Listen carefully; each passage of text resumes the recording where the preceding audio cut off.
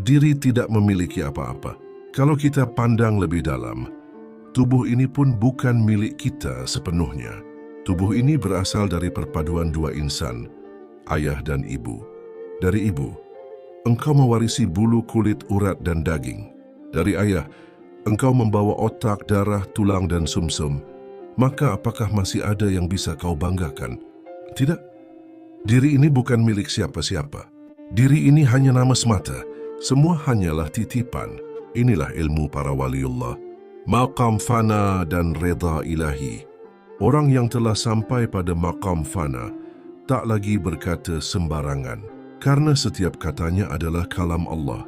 Ia tidak akan berdusta, tidak akan berkata kotor, tidak akan menyakiti. Jika ia marah, maka murka Allah pun akan nyata. Namun jika ia dihina, dicaci, diludahi, ia diam saja.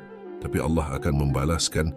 Inilah maqam fana, maqam di mana semuanya lebur dalam Allah. Inilah maqam yang tak banyak dibahas. Bahkan para wali pun hanya membicarakannya jika ada yang benar-benar bertanya. Jika seseorang telah sampai ke dalam maqam ini, maka ia masuk pada tingkatan la harfin wala sautin. Tiada huruf dan tiada suara, segalanya hanya Allah. Dan ia pun masuk ke dalam maqam reda ilahi. Segala perbuatannya diridai Allah. Dan ia pun memiliki akhlak yang lembut, seperti Rasulullah, pandangan Rasulullah dan pandangan iblis. Lihatlah Rasulullah, beliau dilempar batu, diludahi, dicaci, tapi beliau tak pernah marah. Kenapa? Karena beliau memandang bukan manusia yang di hadapannya, tapi 7 sifat Allah yang tajalli dalam setiap insan. Bandingkan dengan iblis.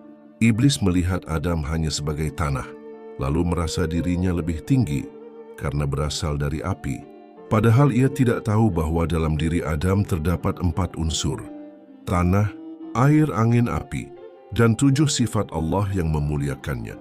Maka kenalilah dirimu, karena siapa yang benar-benar mengenal dirinya, maka ia akan mengenal Tuhannya.